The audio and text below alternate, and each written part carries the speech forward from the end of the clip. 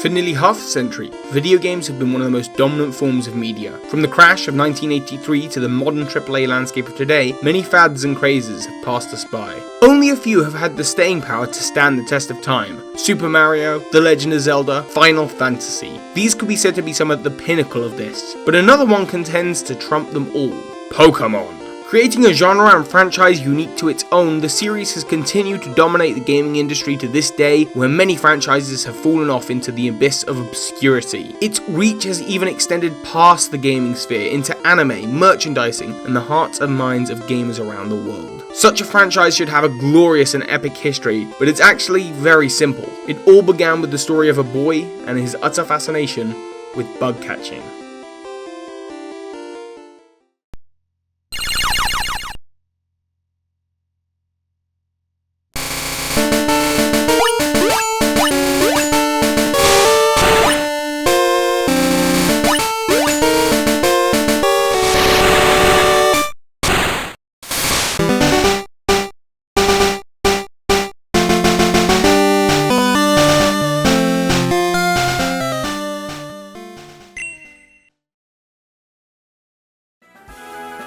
The creator of the Pokemon phenomenon was a boy at heart, living a dream. Born in 1965 in Mishida, a suburb of Tokyo, Satoshi Tajiri was someone who was absolutely enthralled with the outside, and more importantly, insects. He loved hunting for them, in ponds, rivers, and forests. He was constantly figuring out new and interesting ways to catch them. His passion was so great that his friends started to call him Dr. Bug, jokingly. But his childhood merriment wouldn't last for long, as by the late 70s, the fields and ponds Tajiri frolicked in while he was a kid were paved over for apartment buildings and shopping centres. But his passion had already switched to his future: video games. While in technical school, he grew attached to these and ended up missing a ton of his classes. One of the arcades he spent his time in even gave Tajiri a full-size Space Invaders machine to take home, a token of his devotion. Even with all of this, Tajiri still graduated from a 2-year program at the Tokyo National College of Technology. His father wanted him to be an electrical utility repairman, but this was not his dream. His dream would be realized in 1981 after winning a contest sponsored by Sega for a game design concept. His passion had been ignited and there was no going back. A year later, he would found Game Freak with his friend Ken Sugimori. This was a gaming magazine for the most hardcore of gamers. Throughout this time, the magazine would enjoy modest sales, but steadily grew more and more popular. Tajiri was so dedicated to it that he had been writing the magazine entirely by hand for a time. But as he began to learn more and more about the industry, he felt an interest in making them himself. To learn the best way he knew how, Tajiri took apart his NES all by himself to see the inner workings,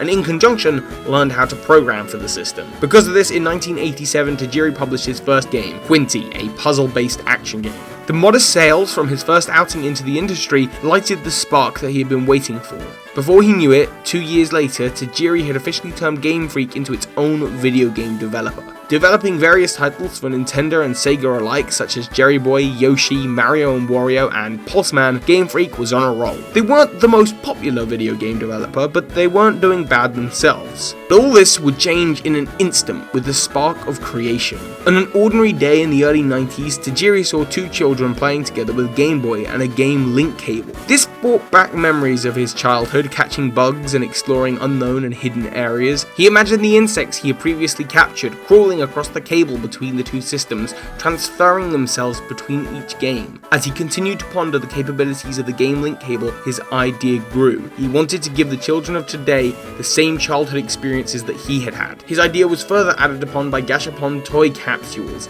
little balls that held toys within them. Tajiri came up with the idea of collectible, tradable, evolvable battling monsters. He would call it Capsule Monsters. Presenting the idea to Nintendo of Japan, at first it was rejected outright. Going back to the drawing board due to copyright issues, the name was changed to Capumon, and then the now famous Pocket Monsters. The concept was pitched once again and was nearly put on the back burner once more if it wasn't for the Nintendo icon that was Shigeru Miyamoto. With his approval, the project was finally greenlit for development, and Miyamoto soon took Tajiri under his wing. The project at first seemed like a guaranteed hit. While Shigeru Miyamoto may have been the helping guide for the fledgling developer, they already had a dream team of their own. Tajiri would be the game designer to bring his world to life. Junichi Masuda would lead the programming division and lend his talents to the amazing soundtrack the series would be known for. Ken Sugimori would create the now iconic designs for each individual pocket monster, putting careful and intricate detail into each and every one of them. These three, along with many more talented people, would bring this interesting and unique world to life. But it wouldn't just be a walk in the park. Development would take 6 demanding years to complete. Low budgets were a constant threat and nearly resulted in Game Freak going bankrupt. Several staff members left, with the rest being forced to work long and unpaid hours. If these games were a failure, it could have bankrupted the company, destroying Tajiri's dream for good. But somehow, against all of the odds, they were able to release it to the masses of Japan. Releasing on February 27th, 1996 as Pocket Monsters Akai and Pocket Monsters Midori, 2 games that would revolutionize and revitalize the slowly fading Game Boy. The two were separate experiences, but were inherently the same. Each would follow a young boy named Red, or a name of your own choosing, including several inspired by Satoshi Tajiri and Shigeru Miyamoto themselves. You follow your trainer as he picks between 3 starters, Charmander, Bulbasaur, or Squirtle, and takes off to capture all 150 Pocket Monsters and defeat the Elite Four. His journey would take him through the Kanto region, fighting fellow trainers, collecting gym badges, facing off against a rival, and dismantling an evil organization bent on conquering the world. It was a story that had been told time and time again, but not with such an interesting twist as the Pocket Monsters. From Pikachu to Snorlax, there was something for everyone to enjoy. The game was filled to the brim with 150 of these unique and intriguing creatures that the players could battle with different types. This rock, paper, scissors gameplay mechanic made Pocket Monsters a unique beast that no one had ever seen before. Its battle system was simple, yet complex at the same time. Even Tajiri's idea of insects crawling across the link cable came into play, as players could trade monsters with each other, and even battle for fun. Pocket Monsters Akiri and Midori were Satoshi Tajiri's dream come alive. Fighting with bugs was replaced with Pocket Monsters. The jars used to catch them were replaced with iconic Pokeballs. And the many variations within the species of Pokemon were just as diverse as Tajiri's bugs. While this game seemed like a feat in and of itself, the sales were pretty modest at first. While it grew in popularity for children who couldn't afford the fancy flashy newer consoles, it wasn't a phenomenon just yet. That would happen because of one lowly programmer, Shigeki Morimoto. At the request of Game Freak, he had taken a 151st Pokemon, the elusive and mysterious Mew, and hidden it within the code of the games. It was only supposed to be available at public events, but when the ultra-popular gaming magazine CoroCoro leaked its existence, the nation was whipped up into a frenzy.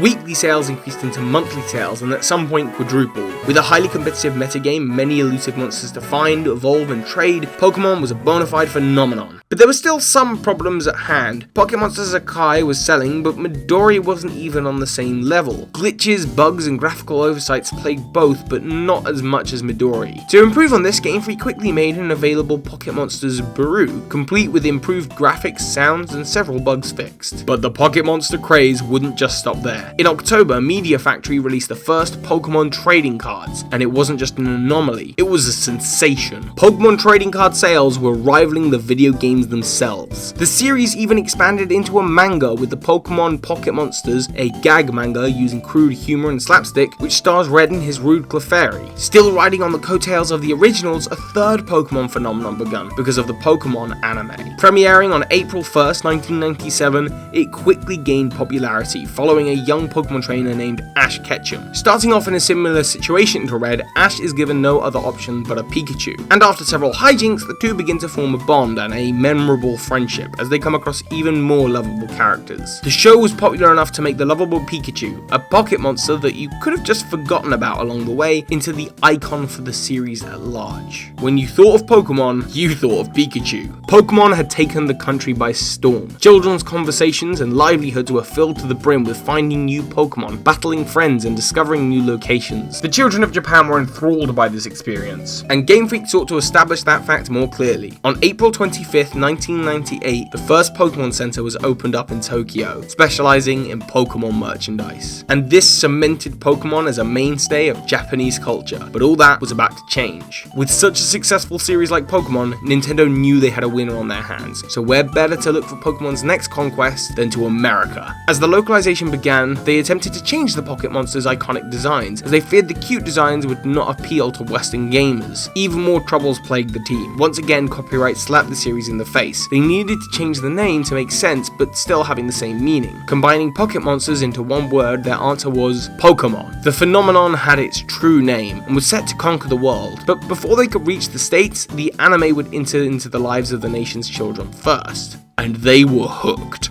Throwing out the glitched Midori and giving them their first translated names, Pokémon Red and Blue were finally unleashed onto the world. The franchise soon exploded into popularity across America. Kids on school grounds everywhere weren't playing basketball, they were playing Pokémon. Selling a mammoth 31 million units, Pokémon had become one of the best-selling franchises of all time in one fell swoop. And it was a great game to boot. Gotta catch 'em all was what every kid was thinking. It was a phenomenon that no one had quite seen before like this. Eventually, to round off Generation 1, Pokémon Yellow was released in 1999. It was a sequel that attempted to embody the spirit of the anime that had made the series so popular. Instead of the 3 starters to choose from, you had one lone Pikachu. While they added in the feature of Pikachu's mood, an enhanced color palette for the Game Boy Color, and the ability to have him walk outside his Pokeball with you, Pokémon Yellow was still mostly played the same. All the characters and Pokemon that fans had come to adore were all neatly compacted into a single cartridge for any and all to enjoy. The trading card game latched onto America as well, and just like the games, it was even more popular outside of Japan. Pokemon even started to develop its own competitive scene with the video games and trading cards alike. To this day, it's one of the most deep and satisfying experiences out there. It was Pokemania, and the world was encapsulated by it, just like being in their own little Pokeball. The merchandise, the anime, the trading cards, the manga, and of course, the games themselves had captured the eyes of the world for all to see. There was nowhere to go but up, and one man was about to help them get there. Well, hello dear viewer, and thank you for watching another episode of Chronicles. Be sure to leave a like and subscribe for amazing content every single Saturday. But who am I? Well, I'm Birdkeeper Toby, a Poketuber of sorts. If you'd like, fly on over to my channel and you can find other Pokemon videos, theories, as well as a whole range of Pokemon Sun and Moon content. So what do you think about Pokemon Red and Blue? Do you feel that the original 151 Pokemon are better than the rest, or has the series crafted better ones over time? Chris and I would love to hear what you have to say down below. Anyway, that's it from us, but be sure to soar high, Pokemon Masters, and continue your thirst for gaming knowledge.